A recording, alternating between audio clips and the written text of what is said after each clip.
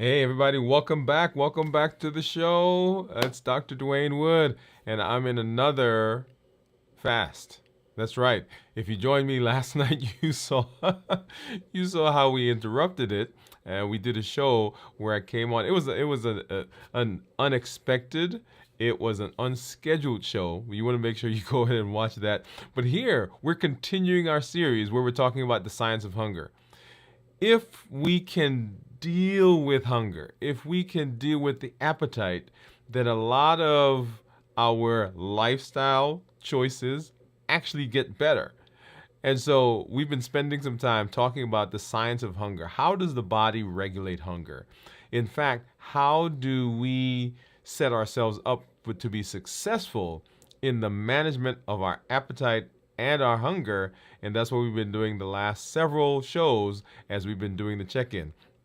Hey, if you're new to me, I'm Dr. Dwain Woode. That's Wood with an E. The E stands for endocrinology. Here on the channel, I educate, I empower, and I encourage you to take charge of your health and your life, avoid complications, and go to the next level. And in this year, new you, I'm talking to adults with type 2 diabetes who want to reverse their diabetes, who want to get off of medications, in fact, who want to put their diabetes in remission and set themselves up to be successful as they are making changes in their metabolism. If you're new, go ahead and put new in the comments because we'd love to welcome you with a hand clap and some music and let you know that we are happy that you are in this space with us. If you have questions as we move throughout the show, go ahead and drop those in the chat, in the comments, put a Q in front of them so that we know that that's what that is. As I search, I'll be looking for those types of the Q, so I know that that is a question. All right. Otherwise, they just look like comments, and we'll kind of go through as we and we'll talk about them as well. I just want to do this. I want to say hello to some of our community members that are out there. I do see some folks.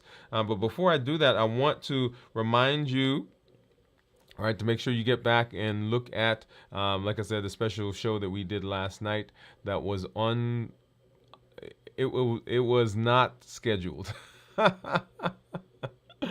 Right, it was not scheduled, but it was a fun show. I had a good time on there. If you've not done that, go ahead and look at that. And let's look and see. We've got some community members that are out there. Whatever platform you find yourselves on, I want to say hello to you. If you are on Instagram, LinkedIn, TikTok, Twitter, actually not TikTok, Twitch. Of course, here on YouTube and then on Facebook. Thank you for coming through and hanging out with us. Let's hop over and let's say hello to some of our folks. I see Jennifer. Jennifer saying howdy all. Juyan is saying hello. Hi, Jennifer. Hand waving. So thank you, thank you, thank you. It is 11:30 a.m. in South Korea. Well, thank you for hanging out with us from all the way from South Korea. Glad that you are in this space. Jennifer says, I was doing well today, started a fast, then my mother called. She's a huge stressor in my life. I ate 3 cookies, felt better while eating, and for 10 minutes. Now I'm bloated, but still stressed. Yeah, Jennifer, I feel you. I feel you. I feel you. I feel you. That's all I can say. But I bet you, like you said at the time, the cookies taste so good, didn't they? Right? And yeah, and they for that moment brings it seems to bring the stress away. It seems to take the stress away. It puts us in that space that we like to be in. But now we've got to deal with still the stressors. And you're right. So I feel you, Jennifer. I'm right there with you. Were they chocolate chip, by the way? I shouldn't be asking that, right? I'm sorry, Jennifer. I shouldn't be asking that. Maybe they were oatmeal raisin. If that was good, okay. Jiyeon said, "I am happy to eat soon." Okay, so Jiyeon, sorry. What? How long have you been fasting? I'm assuming you said it's close to lunchtime. Yeah. So this is where you usually break your fast, if I remember correctly. As And Jennifer said, and my CGM started screaming at me, finally back down to 137. Jennifer, here's a question. How high did it go? Do you have yours set at 150 or 180? And then how high did it go in that peak? in that peak. Okay. Gion said, I want to deal with my appetite and hunger, which relate to my emotions and mental. Yeah, that is so true. Jennifer says, hello, Gion. Gion says, Doctor, you are cute on last night's picture. I like it. Thank you, thank you. Last night live. Thank you for sharing your story. Yeah, it was. Yeah, it was a good story. I like I said, I wanted to make sure that people understand that the struggle is real. Jennifer says snickerdoodles. Okay, okay. And Jion said, Doctor, can you see previous? Um, can I see your previous comments? Not on this stream. I'd have to go back to the other stream to see those. But I'll take a look at those when I a little later on. Gion said, I struggle with food my whole life. It is a thing. It is a thing, Gion, that we all, I shouldn't say we all, one of the places where people struggle is with food. And we think about other areas, but that is a big one. Gion said, bad TEDx. Oh, Jennifer said she went up to 189. Okay, so 189 and then back down now. I think you said 137. Let me see, where did I find that? Yeah, 137. So CGM came down to said this now 137. Okay. All right. So let's do this, and let's hop over and let's do our check-in. And as you know, whenever we are trying to change something, when we're trying to improve something, we always want to make sure that we're checking in with ourselves. How are we feeling? How are we working? Is it working for us? How is our body dealing with it? Okay. Before we do that though, let's set the stage. So New Year, New You. What is New Year, New You? New Year, New You has been the process that we have been using. This idea, it's a concept, it's a pathway that we've been using to move ourselves in the direction of reversing our diabetes, of improving our metabolic health, of getting off medications and setting ourselves up for future, current, and future success when it comes to our health. So New Year, New You. There's a whole series that we've done. All the shows are out there in our playlist, How to Reverse Diabetes, right? Those are the shows for the New Year, New You. In the process, we've learned several powerful tools in how do we set ourselves up for success? How do we improve our metabolic state? How do we heal our body? How do we minimize our insulin levels? How do we suppress our appetite? How do we reduce our sugar? Those are the pillars. And one of the most powerful tools that we've learned is the tool of fasting. Because fasting hits all of the pillars. It decreases insulin, it suppresses the appetite, and it reduces sugar. And so because of that, we've been using fasting as one of those tools. Another one of the tools we have is the balanced bites, right? The foods that we eat that fuel our body make a difference in all three of those pillars as well. Because if we do a good job with our balanced bites, remember, foods that are minimizing processing, right? Whole foods, no added sugar, non-starchy and starchy vegetables, tasty, portion sizes, right? All of those, lean protein, healthy fats. If we focus on that type of food, then by virtue of eating that type of food, our insulin levels will go down. Because insulin goes down, our appetite is not as stimulated, because remember, insulin is an appetite stimulant, and because we're not stimulating our appetite, then the natural process is that we're going to have lower sugar. Notice that. Decreasing insulin, suppressing the appetite, reduce sugar, right? So another one of those tools that is amazing in its ability to hit the pillars. But fasting is one that we've been using.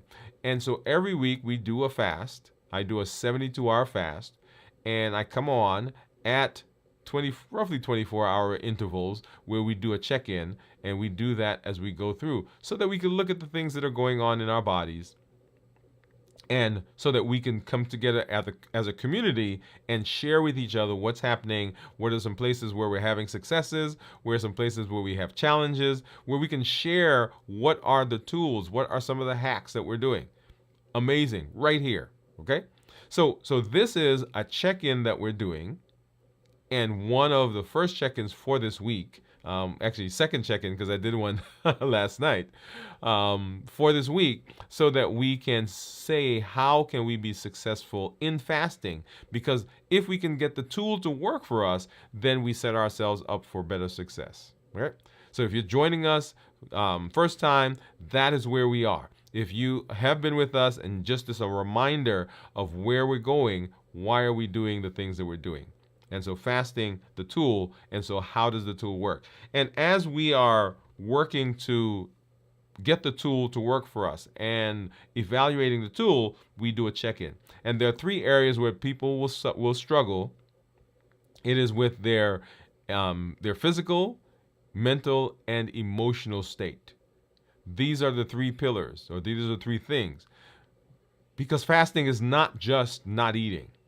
It is a physical, it affects you physically, it affects your mentation, and it affects your emotions. And so we want to make sure that we're doing well because we want to set ourselves up for success. As we get into our fasting review on Friday, we'll go into more detail about how we prepare for the fast, how do we get into the fast and get through it successfully, and then of course how do we break the fast. So you want to make sure that you're joining us for that. But let's go ahead and let's do our check-in. So physically I'm actually doing well. I did go to sleep a little later last night because, like I said, I was on last night. I did the show, and I ended up staying up a little later than I intended because I had to get some things out of my head. I had to process. I had to use the COPE model, and I was there going through the process of dealing with that, and then finally I was able to get to sleep. Okay, so physically I'm doing well, but I did go to sleep a little later than I should have, but I'm not feeling that. Typically with the physical, how we're doing physically, people will feel dips in energy. They will feel as though they are drained. They'll feel as though they hit a wall. All of those are phrases that people will use, and most of it has to do with how they are resting rather than how the fasting is going, right? If you're not rested, then you're going to feel the dips in energy, or I shouldn't say the dips in energy, the transitions from one energy source to another. Because remember, in fasting, what we're doing is we're switching from carbs to burning ketones. You'll feel that more in a more pronounced way if you're not well rested. Okay, so physically. And then mentally goes right on the heel. Actually, let me get back to physical for a minute, because when we talk about physical, other things that people will feel: palpitations, lightheadedness, dizziness, sweatiness, all of those are physical symptoms that people can see and feel depending on their hydration status, depending on whether they're rested, depending on whether they have done a good job of keeping their electrolytes in balance. All of those are places and reasons why people physically can feel different things. So as we're talking about fasting and being successful for fasting, as we're doing the check-in and we come to a particular area where we say, okay, I'm having some challenges here, then the question becomes, why am I having that challenge, and what do I do to overcome it, to correct it, so that as I move into the future, I have more successful fasts. Right? So physically. Mentally, if I am not doing well physically, then that shows up in my mentation, shows up in my thought process. I right now am actually feeling pretty good. I actually came back from the store. Well, not came back, but I came in from the store after work. I went off and I grabbed, I bought a smoker. And I don't know what it is about guys. I shouldn't just say guys, because there's some gals as well. So I don't know what it is, but whenever we buy stuff, right, we get excited. So it's in the garage, and it was all I could do to not break the box open and get in there and take it out and start, reading the manual and doing some stuff. Actually, probably, typical guy. I was just gonna start using it. I wasn't gonna read the manual. All right. So my mentation actually is actually pretty good. I don't feel sluggish. I don't feel dull. I don't feel like I'm grasping. I don't feel like I'm in a fog, as sometimes people will say. And that also goes on the heels of the physical. And then, of course, emotionally, as I just mentioned, I am excited because I've got, when I get off here, I'm going to go out there, break the box open. I bought the wood, the hickory and mesquite. Anyway, so I've got that in there. I've got some rubs that I'm going to be making. I got a new recipe I'm going to be trying. So anyway, so all of that is exciting to me. And so here's a point, and I guess I'll make it here. But it fits anywhere. I won't even go into that because I usually talk about this when we talk on Fridays when we do our review. Remaining busy helps through the fast. If we're busy, if we are occupied, I just don't want to say busy. If we are occupied, then the fast goes better. So for me, right, so I've been talking, a friend of mine recommended this particular smoker. So I've been looking at it. Finally, we bought it today. My wife ordered it. I went and picked it up, got it in the car, came home. And so, all of my thought processes now, okay, let me go try this. And it has like 5 different racks. So I'm like, okay, so I can try something on this rack and something on that rack. It just, you get the idea. All right. So excited. And that helps as you're going through a fast to make sure that you are occupied with other things. Okay. All right. So let's now hop over, and I'm going to look at blood sugars. Now, just as I was getting ready to come on, I was, changing my sweater, or taking off my jacket, changing my sweater. And as I took my sweater off, it pulled on my Dexcom and it came off. So this, what you're seeing is actually I just put a new Dexcom on right before I came on. And you see right now my blood sugar is 118 according to the Dexcom. Let's see. And then if we go back, there we go. Okay, here we are. If we go back, you'll see what my blood sugars have been running for most of the day. All right, so 180s, 120s, into the early morning. And so right here, so remember last night when we did our show, I did my show right after I came home, and I had broken it. What did I eat? Chicken wings, French fries, and on the way home I got a bag of chips. Right, so we got up to about 140s, and then came back down. Okay, so at that point I had been fasting for about 24, maybe 25 hours ish. Okay, so anyway, so that's my let's get rid of that one. Get rid of that one. There we go. So I'm showing you all kinds of stuff now. That was my Dexcom, and here is my Libre. This is my Libre 3. So Libre 3 says my blood sugar is 89. And let's hop over and let's take a look at my monitor. So I've got my Keto Mojo and I've got my Contour.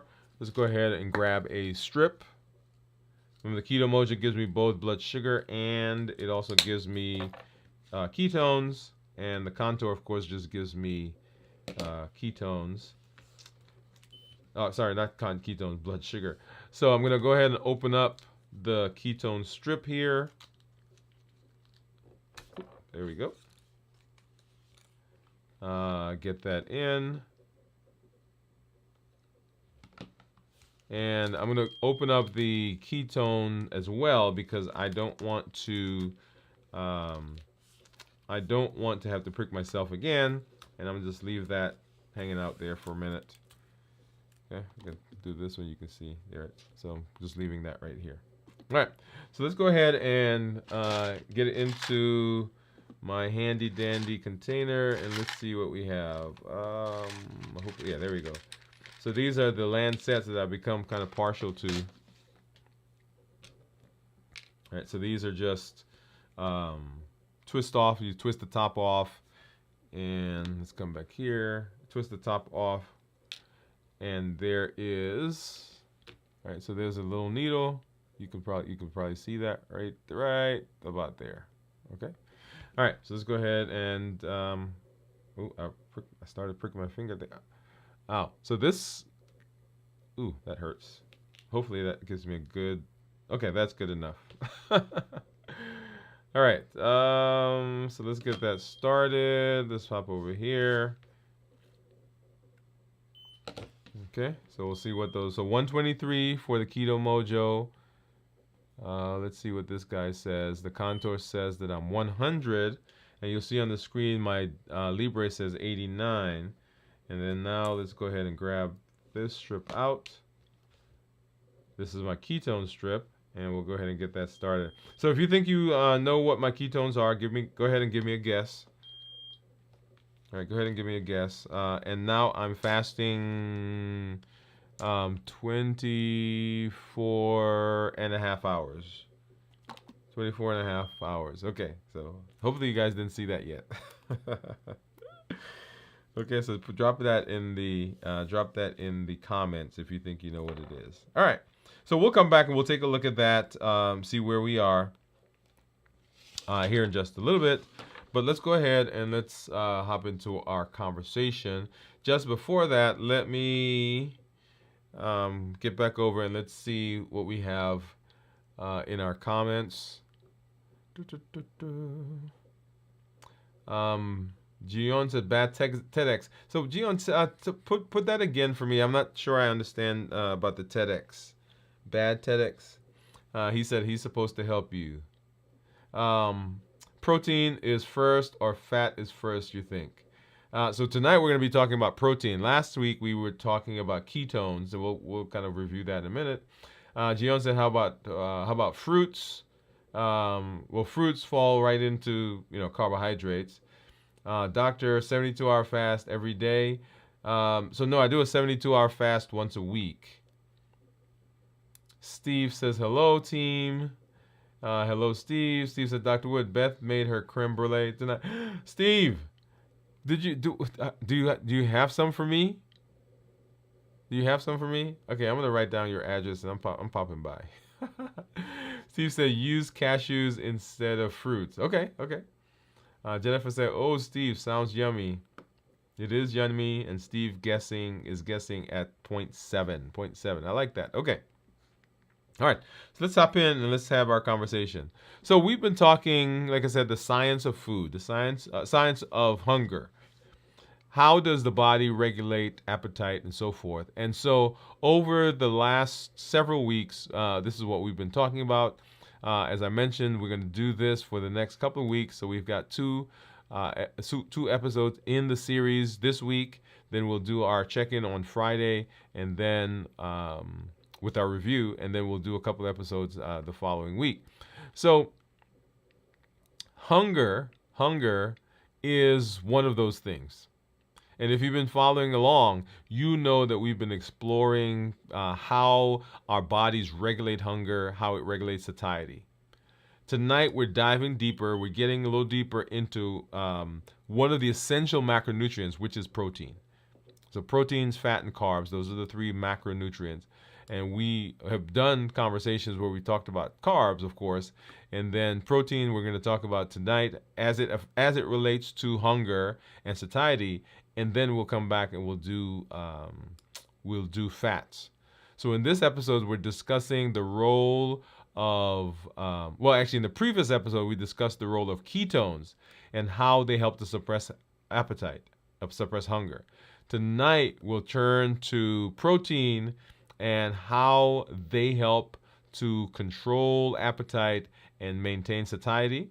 And then later on, we'll deal with how fats do this kind of the same thing. And in this space, we're talking about proteins, and proteins are actually pretty unique. We'll talk about what is unique about them and how they impact us as we get into eating. Okay, so how proteins regulate appetite, that is our conversation. So the first question is, what is a protein, right?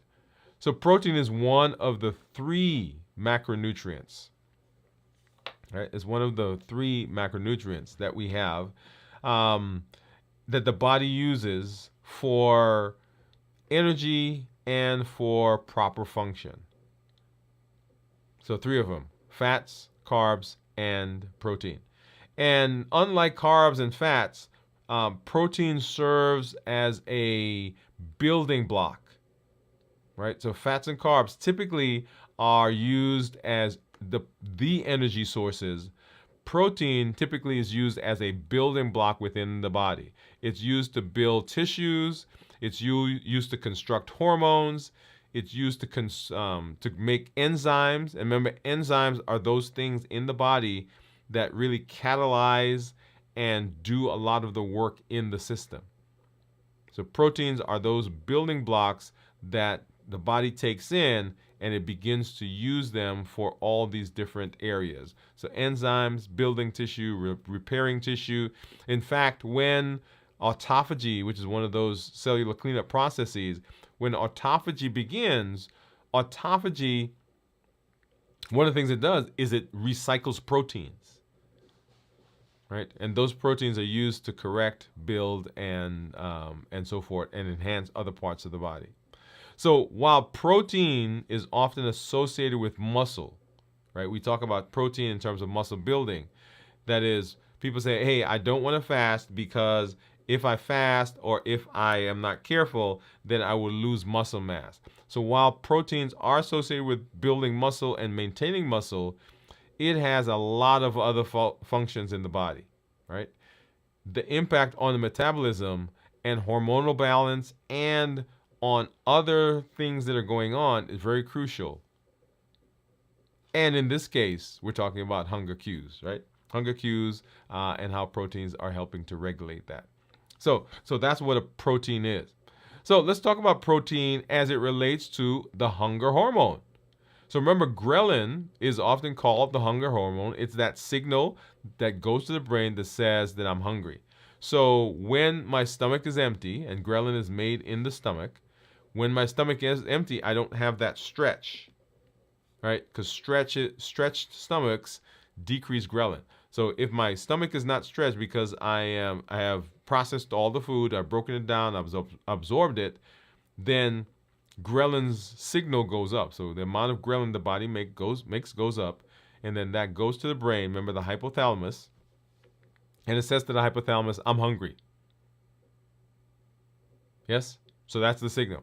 And so studies have shown that when we have high protein meals, this helps to lower ghrelin, reducing the sensation of hunger. Because remember, stretched stomach, not hungry. Empty stomach, hungry. But if we put things in there, we could put carbs, we could put fat, we could put protein. And when they've done the studies, it's shown that if the meal that you eat is high in protein, then it helps to lower the ghrelin so that we don't stimulate hunger. We don't stimulate the appetite. We don't get those cravings, or not as much. So that's one of the benefits of protein and how it affects ghrelin. There's another protein that also is part of this whole system that we've not talked about quite yet, and it is peptide YY or PYY. So protein peptide YY is a hormone that signals fullness. So remember, the ghrelin signals hunger. So when my stomach is not stretched, ghrelin goes up because ghrelin wants stuff in the stomach so the stomach will stretch again. And when the stomach gets stretched, then the signal goes away. The peptide YY or PYY is a signal that I am full. So it's not the signal to the brain to go eat. It's not the signal of hunger. It's a signal that says I'm full. And so this protein helps to decrease the overall food intake naturally. So if I'm just going to say PYY because I keep trying to say both of them. So if PYY is elevated, that means my body thinks I'm full, and then I don't have to go eat. And so protein, when we eat protein, protein causes the production, the increase, the boosting of PYY. So protein blunts ghrelin, right? So it decreases the amount of ghrelin, and it stimulates PYY. So we're hitting it in both places, in several directions. Okay. So how do protein increase satiety? How do proteins increase satiety? Well, they do it in several ways. One, proteins do it by slowing down digestion. So this is just a natural function of protein. It slows digestion because proteins take longer to break down than in the stomach than it does to break down carbs and fats. So when we have protein has to get enzymes that cleave it and break it up, and it gets broken down into amino acids and so forth. That process takes longer than it does take to break down carbohydrates and fats. In fact, there's some carbohydrates, as soon as it goes into the mouth, it begins getting broken down. Proteins typically have to go through the mouth, into the esophagus, into the stomach, and within the stomach now we have acids and other enzymes that are there that are breaking them down. But some carbs, as soon as they go in the mouth, the body's breaking it down. Remember we talked about that amylase that's there within the mouth? There's an amylase in the mouth. There's also amylase in the GI tract further down that break down, and they help to break down carbohydrates. But proteins they don't get broken down in the mouth. Okay? So energy density is different for protein. Right? This is another question, is how proteins increase satiety. So compared to carbs and fats, protein is more satiating. It has more substance in a lot of cases. And here's an interesting point when we talk about energy. Proteins take more energy to break down than some of the other molecules. So that not only does it blunt the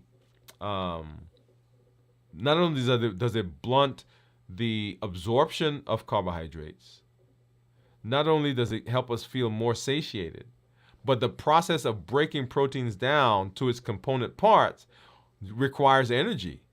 And it requires energy, and so we're using up some energy in the process of digesting protein. Isn't that cool? So it has a built-in process for utilizing some energy. So as you guys know, when I fast and I'm breaking my fast, one of the things I try to do is I try to prolong my fast by eating protein. Okay? And I want you to think about what you eat and how your body processes. Think about breakfast. Eggs, lean meat versus cereal. When you're done eating the high protein meal that you ate, the breakfast that you ate that had the protein and so forth, you tend to feel fuller longer than when you eat cereal. The cereal goes away almost immediately, and you start to feel hunger again. But when we're eating protein, when we're eating things like eggs, and I'm saying eggs, but any protein that you have, right? So whether you're eating tempeh or tofu or beans, any of those things will help to keep you fuller longer compared to the same amount of carbohydrates or fat. Well, fat, we'll talk about fat another time, so we won't even bring fat into this conversation. Let's just compare fat and protein, right? Compared to protein, carbohydrates, you're going to be hungrier faster. Okay? So proteins slow the process of digestion. They use energy, and they stimulate PYY, and they decrease ghrelin. So all of those things are processes that go on when it comes to protein. So types of protein also is a big place where people have conversations. So animal protein versus animal protein like meat, fish, eggs, versus plant-based, such as beans, lentils, nuts. Right. So when we eat animal protein, of course, those are called complete because they have all the different components in them. When we eat plant-based, you may have to eat different components, different combinations of foods to get the protein. That doesn't mean that you can't get it, and doesn't mean you should not try.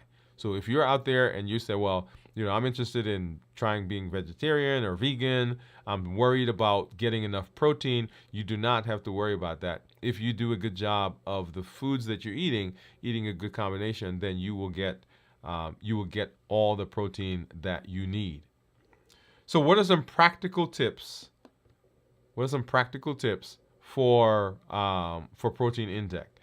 Number one, start your day with a protein-rich meal. Now, I'm gonna rush over and get into that because I am not suggesting that you have to have breakfast. That's not what that statement was. The statement says whenever you start eating, start that meal, start the eating process, the eating window with a protein-rich meal. And if you do that, you can reduce the hunger throughout the day and stabilize blood sugar levels.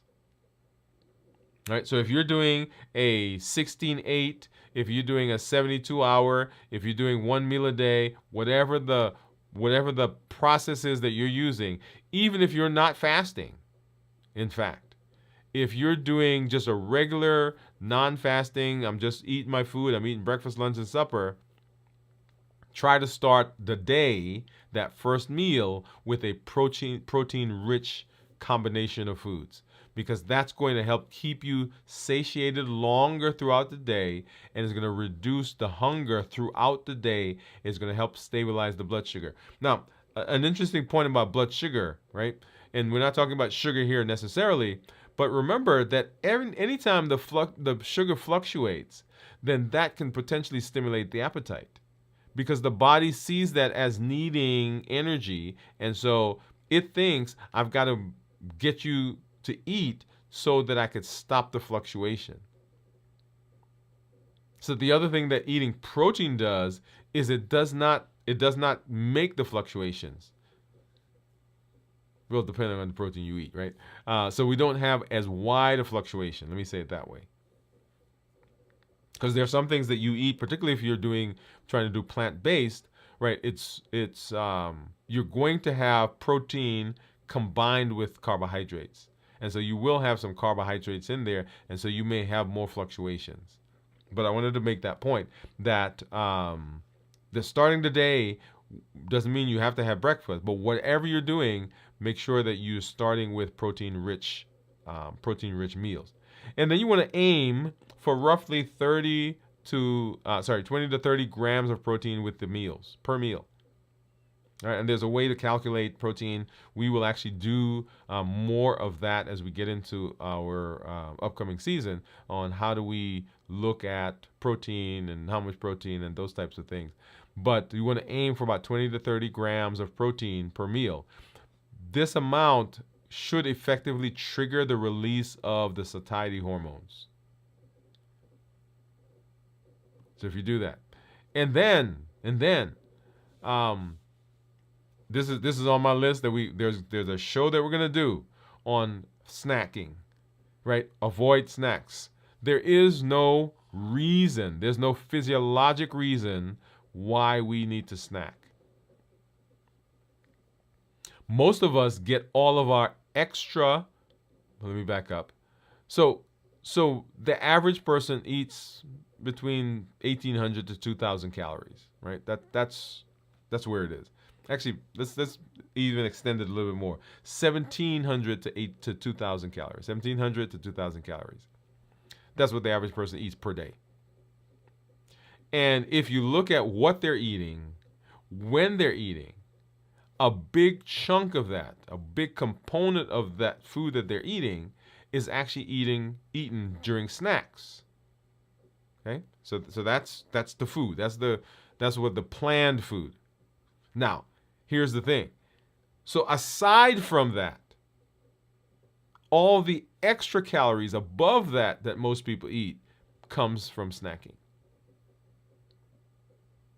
So for a lot of people, simply eliminating snacking helps with blood sugar, helps with weight, helps with insulin sensitivity, helps with cravings,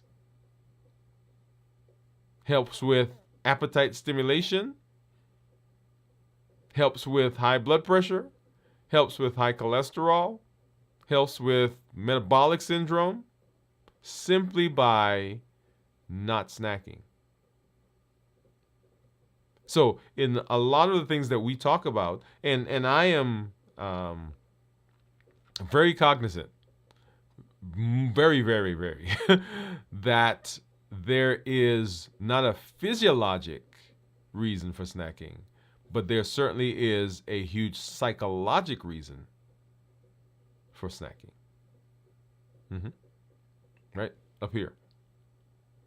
So as we talk about snacking, as you see when we're talking about our different the different paths or different stops on the path, New Year, New You, it's very rare that you'll see me put snacking in there.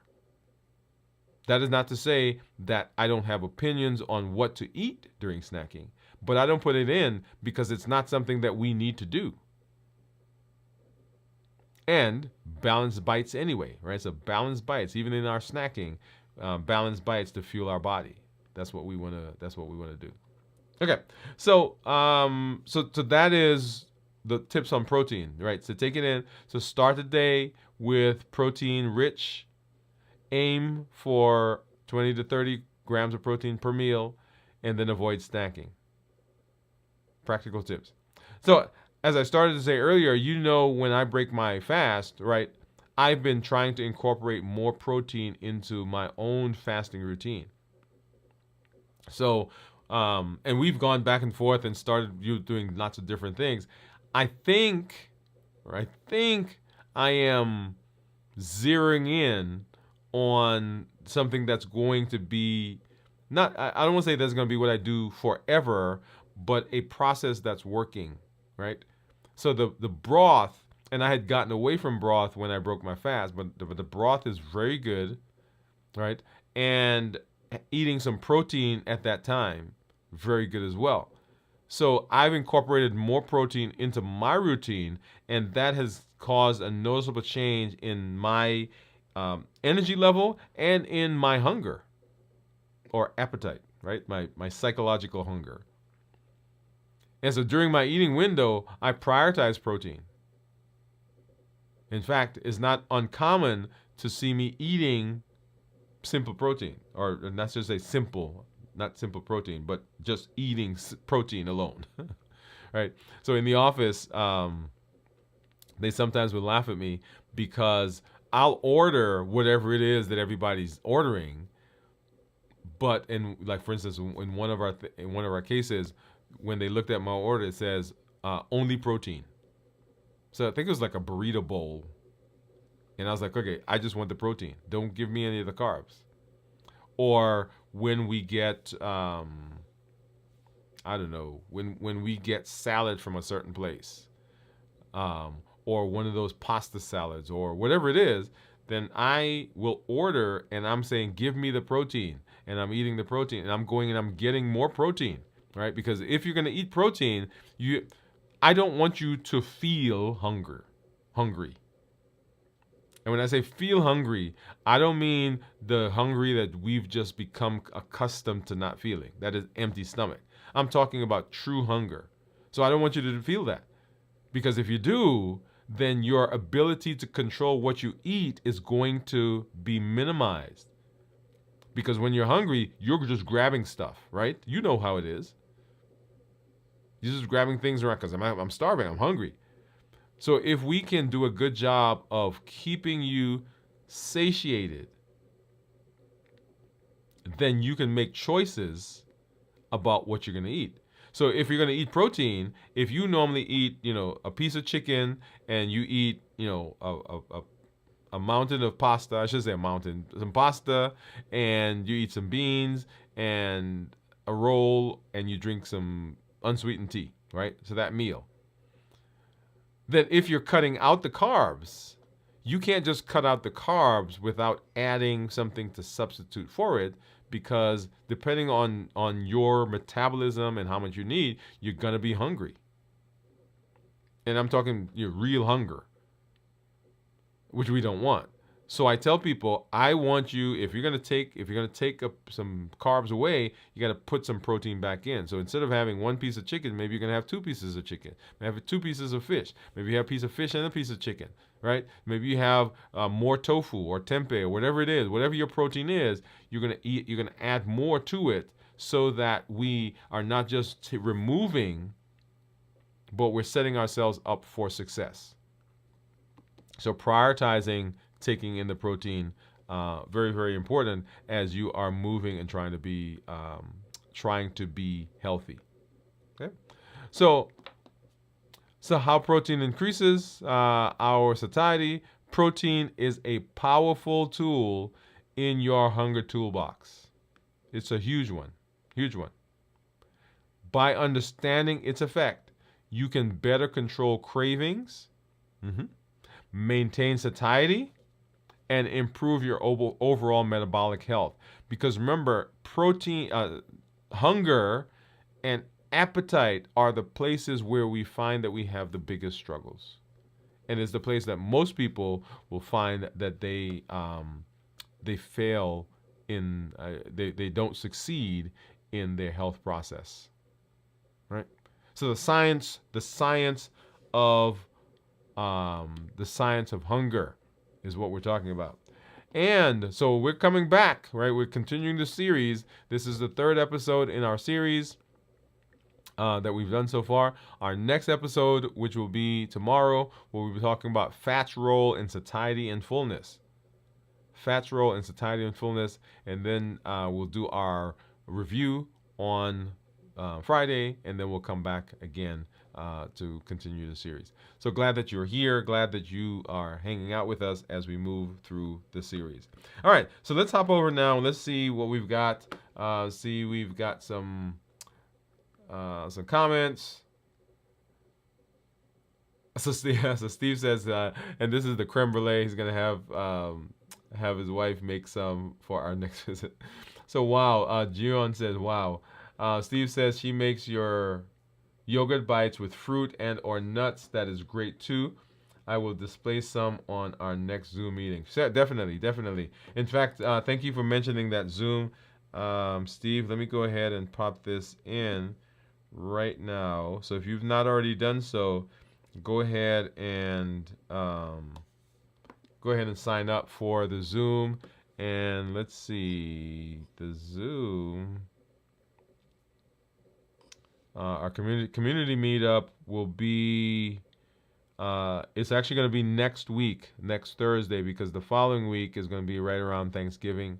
So we're going to do it next week, next Thursday, on the 21st. Thursday the 21st is when that's coming up. So if you've not done so yet, go ahead and sign up for that. And the link, I just put the link in the comments. Okay. All right, so let's now, and Gian said, thank you, doctor. Let's go ahead and let's take a look at blood sugars. And let me pull up my Dexcom Clarity and get back over here. Okay, so here's my blood sugar. And so this, what you're seeing, is a 14-day average. Get back over here, there we go. So this is a 14-day average, and you'll see my average blood sugar right now is 115.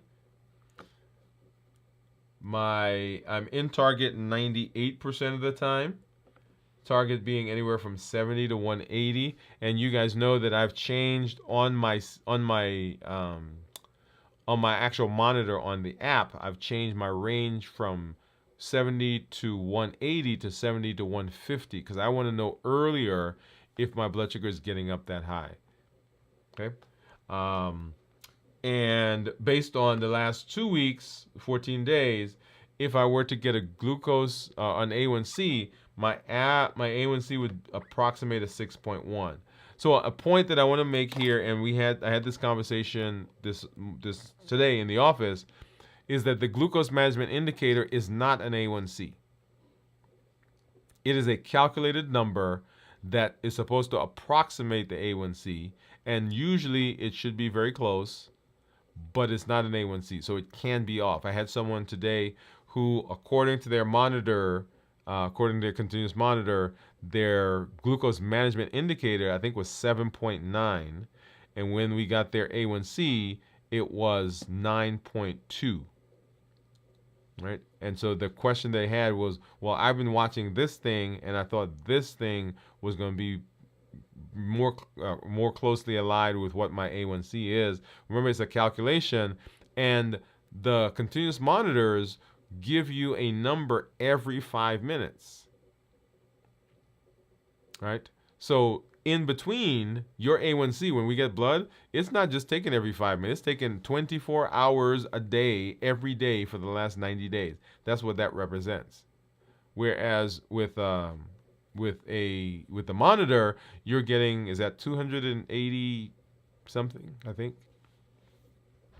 285, 286. And you math people, tell me if I do continuous monitor every 5 minutes for 24 hours, how many numbers do I actually get? How many readings do I actually get? Okay, but anyway, so I wanted to point that out. So that is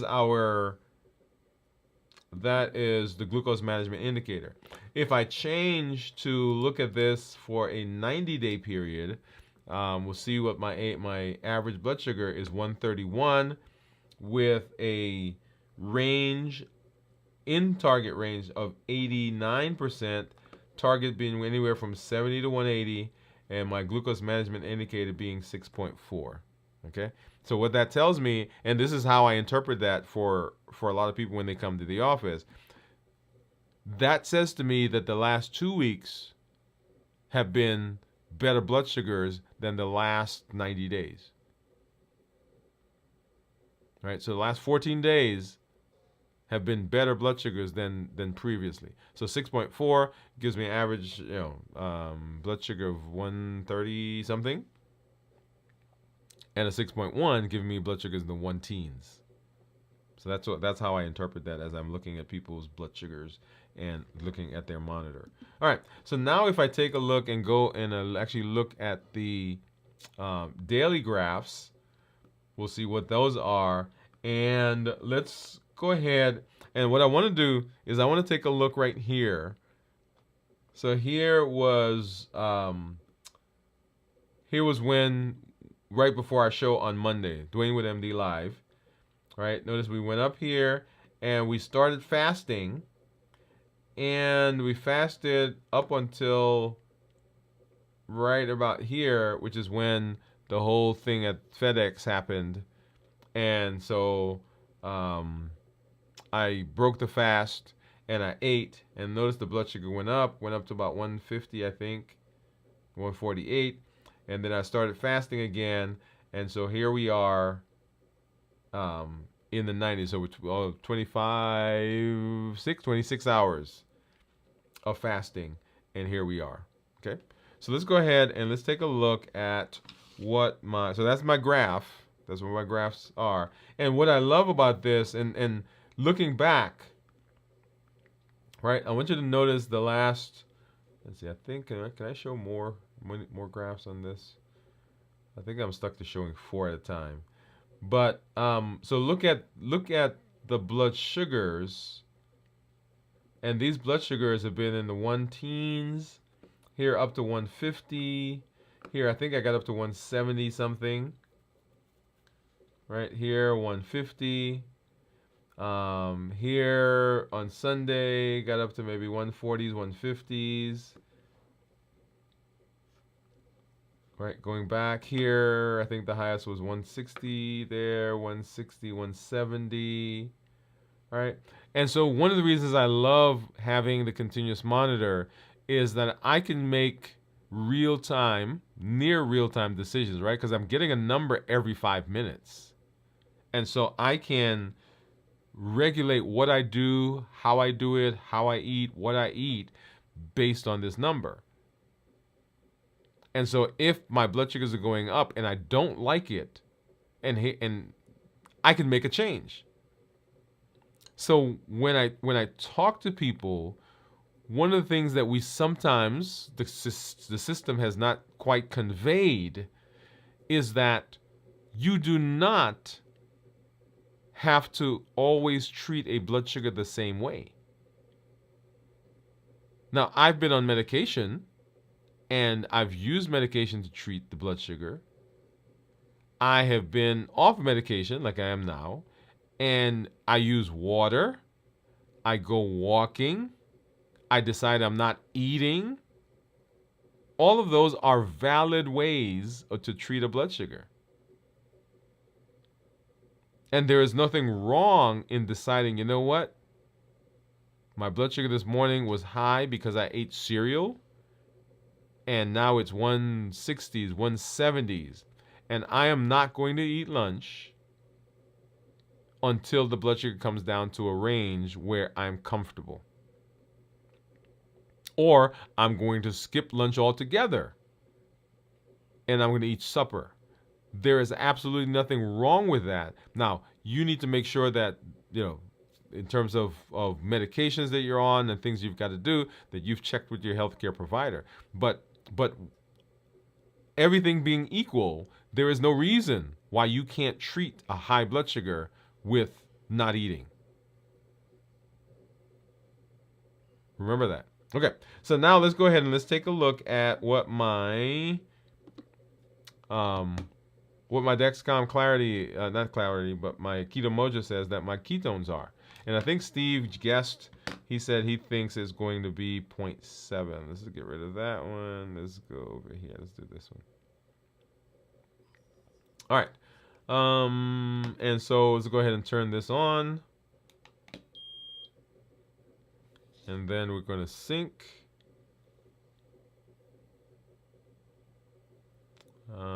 Sync. Yeah, the sync. Sync with meter. All right. And drum roll. I keep saying I'm going to get a drum roll on this thing. I am going to get one. Let me see.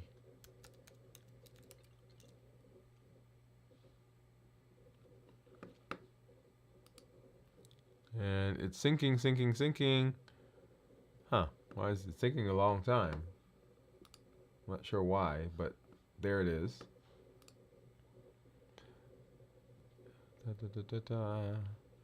Probably, let's see. Probably because I was actually I got logged out of the account on the app, and then I had to log back in. So I think it's just, I wouldn't expect it to take that long though, but there it is.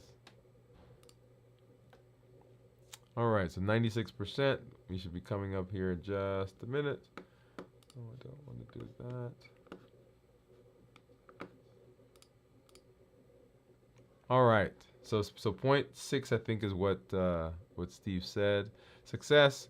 Here we are. So yeah, 200. See that it synced 257 glucose and 254 ketones. So let's see. Let's go look at it. Here it comes. Here it comes. Here it comes. And let's see. Did anybody else put a guess? All right. So here it is. And so, oh, actually, so Steve, you put 0.7. So you're pretty close, right? So blood sugar of 123 and ketones of 0.6. Beautiful, right? So you're right there, Steve. I want to know how because you get pretty close to when to my ketones more often. All right. So when we talk about ketones, remember ketones that are less than 0.5 are considered normal. 0.5 to 1.5 are considered nutritional ketosis, and above 1.5 considered therapeutic ketosis. And so when we talk about metabolism and being in ketosis, fasting, one of the reasons we fast, particularly the extended fast, is that we want to get into ketosis. And so we want ketones to be 0.5 or higher. If I look at actual graphs of blood sugar and ketones, you'll see the tan line that you're seeing there. That is my blood sugar. And then the turquoise line, the dashed line, those are ketones. So as I have eaten, right, since I stopped breaking or broke the fast last week, as I've eaten, the blood sugar went up, the tan line, and when that goes up, insulin has to come out. And when insulin comes out, of course, the ketones have to go down because insulin and ketones can't stay in the same space. And then if you look at the graph down at the bottom, the turquoise graph, you'll see that it made an upturn, and that's presumably is when I started fasting. And so now ketones, blood sugars are coming down, and ketones are starting to go up. Awesome. All right. Let's see. So Gino said, thank you, doctor. Tomorrow, same time for the live. So it's probably going to be around between 8:30 and 9:30, somewhere in there. Please let me know all your lessons, Zooms, and lives. So the Zoom, which is the community meetup, is going to be at 7 o'clock Central on the 21st. 7 o'clock Central on 21st. He said the sign up says it's for the 28th. Thank you, Jennifer. It was scheduled for the 28th, and I didn't change it because remember we're changing the date. So, go ahead and sign up for it anyway. I'll go in and I'll make that change. But yeah, so even if it says 28th, go ahead and sign up, and I'll need to make the change for it. But it was originally because we normally do it on the next week, but we're changing because Thanksgiving is on that particular week. Okay. All right. So everybody, thank you for stopping through. Remember, we are experiencing unlimited potential. We have unlimited potential, and we are working on limitless living. That's what we want to do. Limitless living. And limitless living says that we have the ability, we have the power, we have within us the potential for making decisions into our future. And one of the things that we're using for that, of course, is our fasting. Remember, balanced bites. We're fueling our bodies with balanced bites. These are the food items. These are the food structure. This is the meal that we are putting together and how we approach our food. And if we do that, it also, along with fasting, hits all of the pillars for reversing diabetes. Remember the food triggers that we will run into, and we are actually going to be doing our show on Monday, Dwain Woode MD Live, talking about holidays and such, and how do we navigate them and how we should approach them, the thought process that we should have as we approach them. So make sure that you join us. Always unlimited in our ability. We have unlimited potential, and I think I showed you guys the infinity sign, right? Because we have infinite potential for making changes into the future. We reverse our diabetes by decreasing our insulin, suppressing our appetite, and reducing our sugar. Those are the pillars. We do that all through our three triple E formula for success. We educate, we empower, and we encourage. That is the platform on which we're building all of this information. We educate with the shows and the blogs and the podcasts. We empower with the tools that we learn, and we encourage with the community that you are a part of. So when you show up, right, come on in, join the challenges, right, because that's your way of practicing. That's how you put to practice the things that we are learning. Don't just let them be things that you hear that go on the shelf, but things that you are incorporating into your day, into your life, into your weeks, your month, and ultimately into your success.